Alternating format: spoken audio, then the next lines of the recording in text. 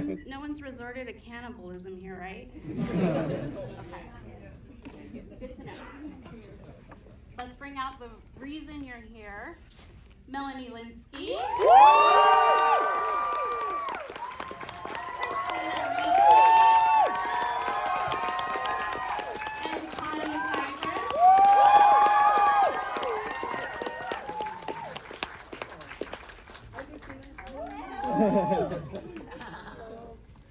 Unfortunately, Lauren wasn't feeling well today, so she won't be joining us. I'll pretend.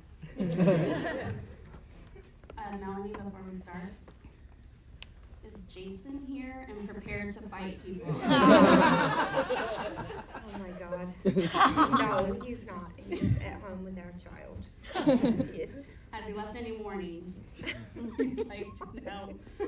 No, he's gonna dance fight, right? Dance fight. Yes. Yes. Well, given this episode, I'm very curious. Let's start things off with, what would a road trip look like with you guys? Who's driving? Who's in charge of the playlist? She's driving. Who's paying the gas? You're driving, Christina. Christina loves to drive. I love to drive. Remember I'm first amazing season? Drive. I used to drive you all the time everywhere. But first off, yes. But do you remember first season when we did the videos back and forth, and she would do the videos in the car I driving? do remember. I'm like, what? Pull over. Safety, Christina. I wasn't holding the camera. I mean, the phone. It would be like in its holder thing, and I'd be driving and calling and driving. Yeah. How were those scenes to shoot? It looked like fun, despite some of the content. We like each other. Yes. Yeah. But I don't know, shooting in a car is never fun. Oh my God, it was so. We gave her such a hard time. Do you remember? I gave her a hard time. The director. Right. I was like, who? Jennifer Martin. I'm so sorry. I know. I gave her such a hard time. I'm like, how many angles you need? We did have the. But Yeah, she did a great job. The scene in the car where I'm texting about Shauna being the murderer and the Yeah. whole thing. That was, I don't know. That was in a soundstage. Car was just parked there, and there was. It wasn't rear screen projection. Oh, it's or awful. what was It's it? It was very like, motion sick, and there's a thing going past, just a moving image on the side. it's like if you went to like an exhibit at a museum, and those big screens that just so they were surrounding the car, and if you're motion sick, if you get motion sickness, it would be horrible. But we were there for like. It was a long Hours. time and so many angles, and we got a little silly.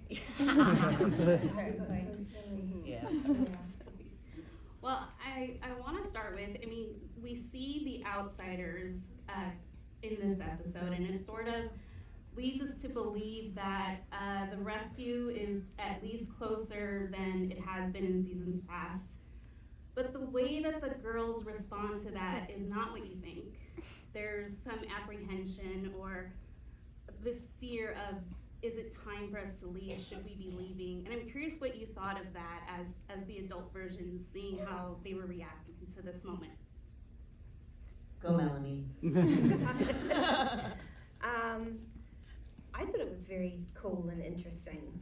And also it made sense. It made sense certainly with like Lottie's character, that, you know, her sort of feral, like, no, when she sees them was so cool. And I thought Courtney was so amazing. She's like, oh, I've just been having to pretend to eat brains all day. I was like, so like, oh, it's so silly. She's so different from Lottie. It's so funny. But it was really, I loved that whole thing. That to me, like, I don't know, in reading this season, I was like, this is so cool. Mm-hmm. Yeah. Yeah. Same. Yeah. For sure. Yeah. Because there's layers to that of what could maybe be fueling that fear or apprehension, because for some of them, they've tapped into a sort of empowerment or an aliveness out there. Christina, what do you think of that in terms of Misty? Well, just in terms of everybody, I mean, it was interesting. We were at a Q&A, and the writers were saying that, you know, everything that they do, they have to make sure there's a sort of supernatural explanation, but also a grounded, realistic explanation.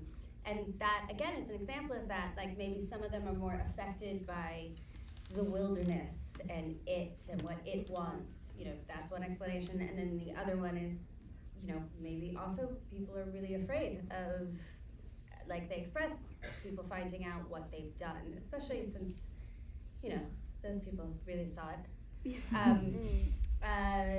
So that made so much sense to me. I think Misty, to me, seems the least affected by any of the supernatural stuff.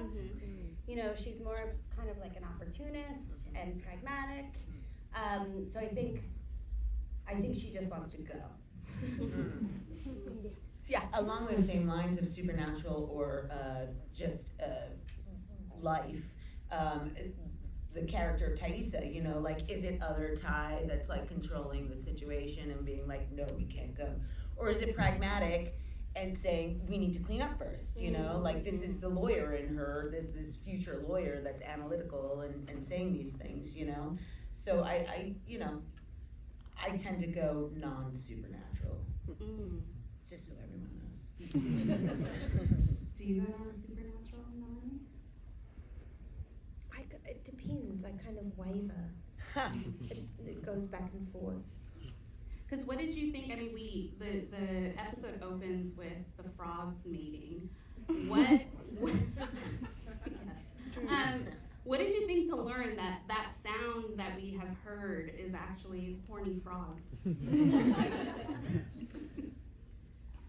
Well, I mean, I knew it already, so I wasn't so surprised. But yes, it does make sense. Again, there's a supernatural version and then a very realistic, grounded version. Well, for the most part, you're learning about what happened in the wilderness as the season unfolds. Can you give me an example of what has surprised you the most and whether it had you rethinking everything or something about your character, Tawny? Oh, sorry. I was gonna drink some water.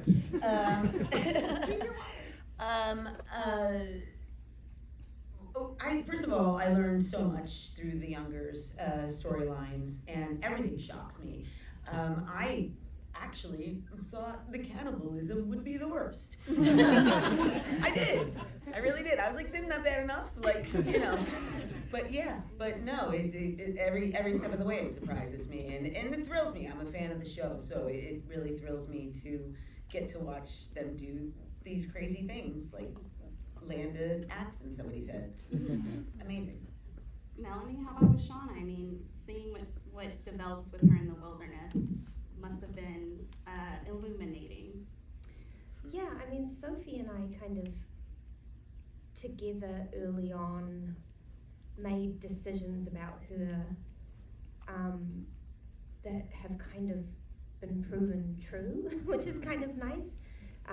Because, you know, all we had to go on was a pilot, and she's a sort of like shy wallflower best friend type, and then sort of like a frustrated housewife. And Sophie and I were both like, no. She's so confident. She does not doubt herself for 1 second. She thinks she could get any man or woman in this room. She's like, you know, but like that kind of like absolute belief. And she's kind of in hiding in these costumes as the like quiet best friend or the mousy housewife, because she's a little scared of her own power.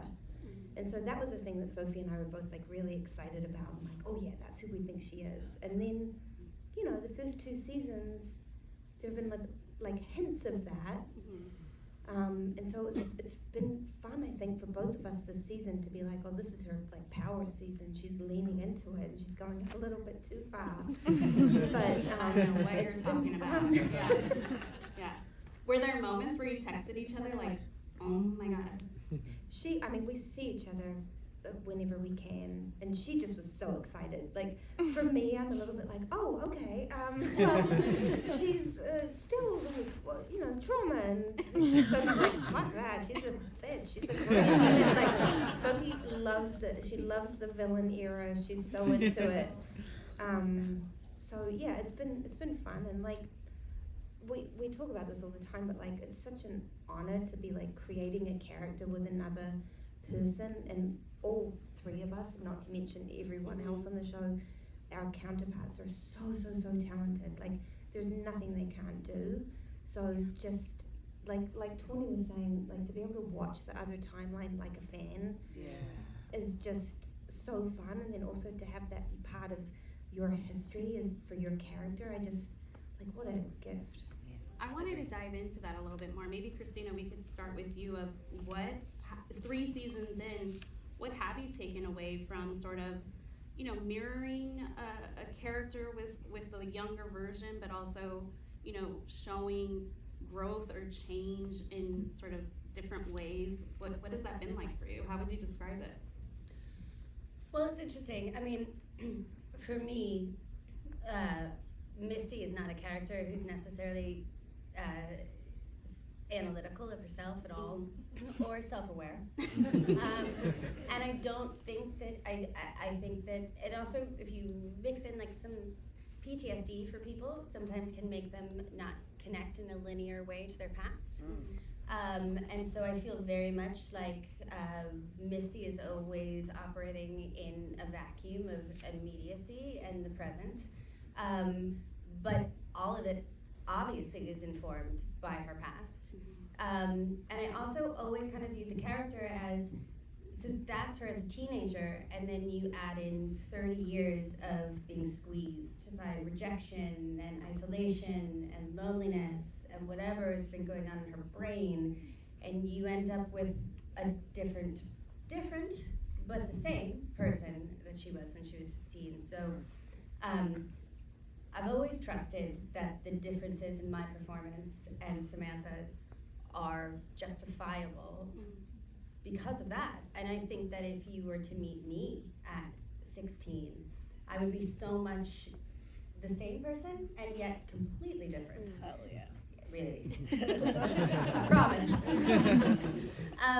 So that's sort of how I feel about all that. As you all have mentioned, we're on 2 timelines. We see the past in the wilderness, and we see them present. Obviously, we're getting closer to the rescue and the sort of transition back to sort of home life. Tawny, what are you interested in exploring or sort of learning about that gap in time of that adjustment period? I'd like all the information, please. I mean, I would really like all of it. I'm filling in gaps by myself here. It's a wonky story, so I'd love some directions. I would love to see all of that. I'm excited. I really hope they do that.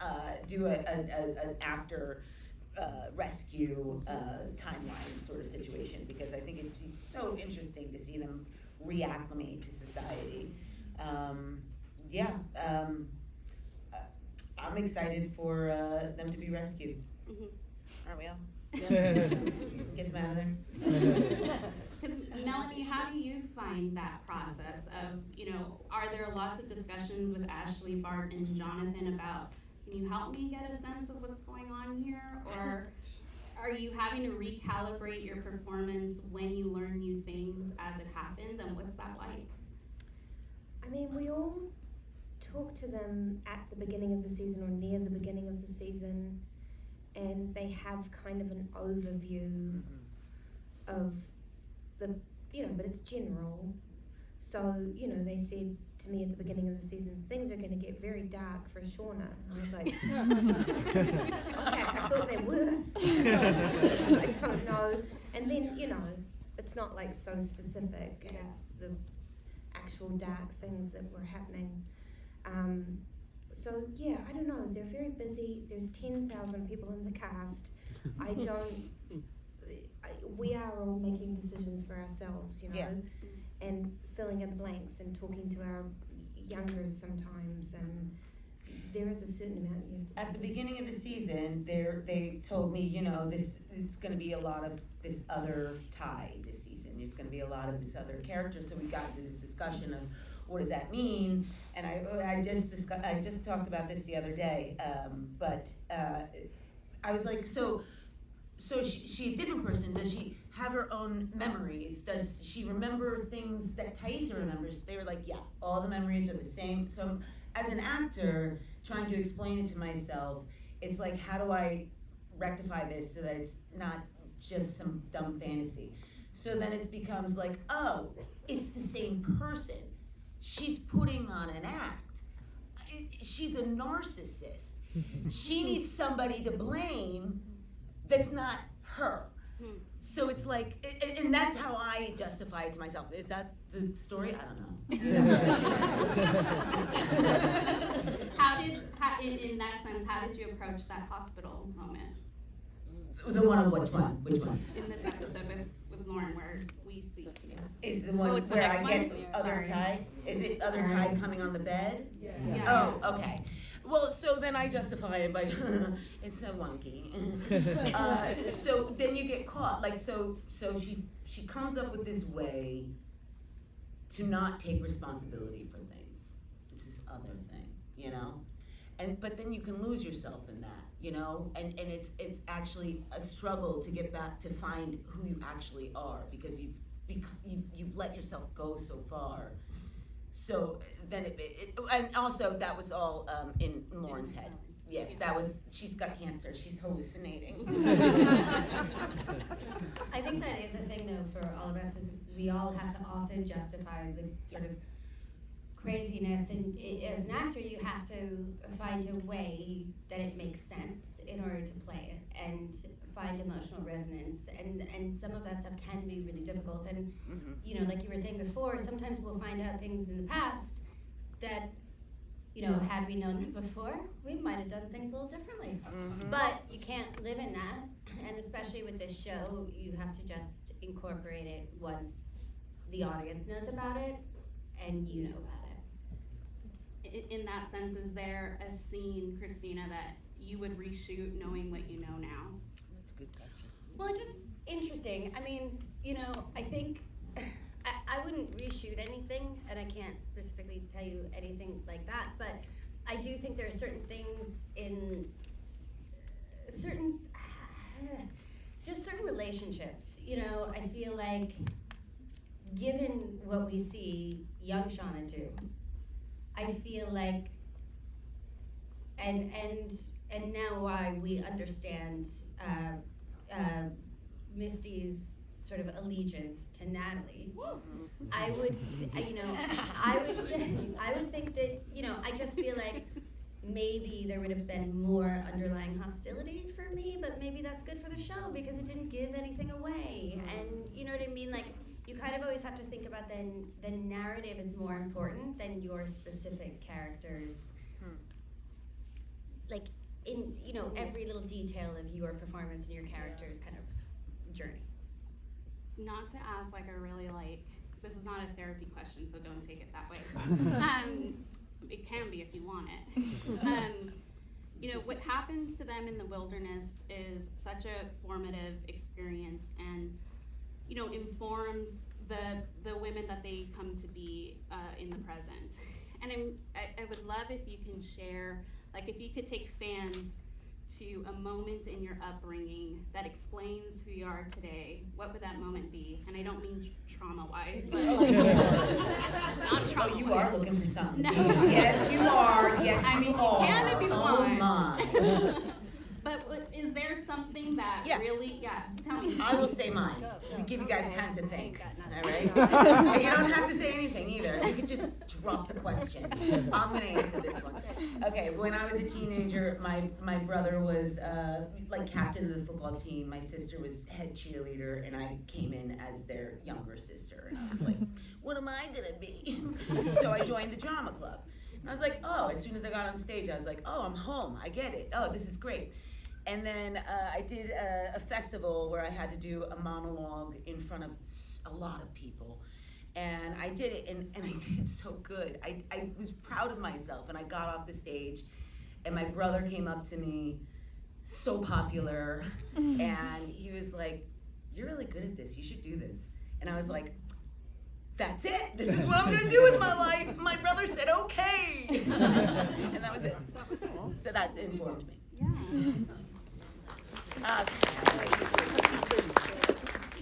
I got nothing but little paper cuts. I know, it was when you said not trauma. I was like, I'm out.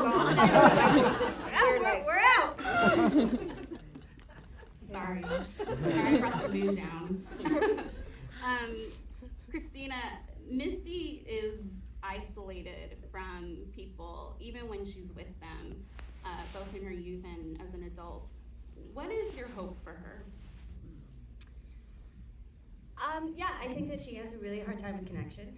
I don't think she necessarily knows how to genuinely connect with people, and it's all of her sort of trying so hard that creates blocks and distance.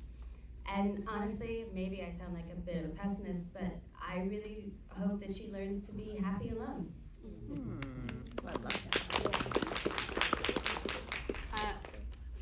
Melanie, I want to talk about this darkness of Shauna that we see, but I really want to talk about the Shauna-Callie relationship. I mean, the writers lean into moments where elements of her daughter purposely remind her of Jackie, whether it's the necklace or other moments, sometimes even what she's wearing.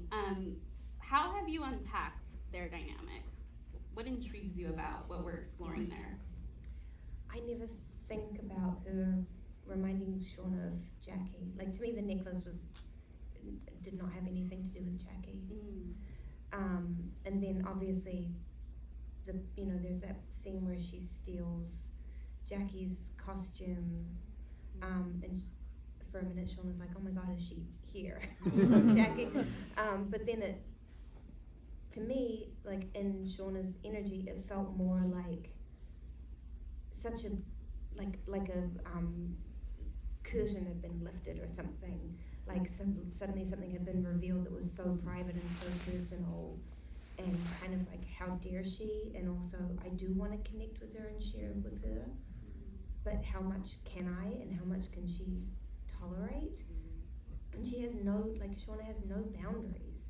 It's such a tricky thing, because she just doesn't know, she tries to treat her daughter like a friend, and that doesn't really work. She tries to treat her like a daughter, and that doesn't really work.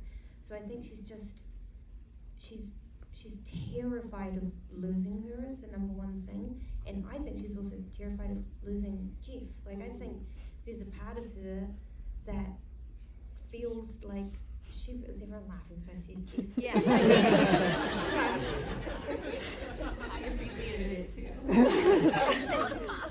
But I think she does not believe that she could be loved unconditionally, and she trusts that he does.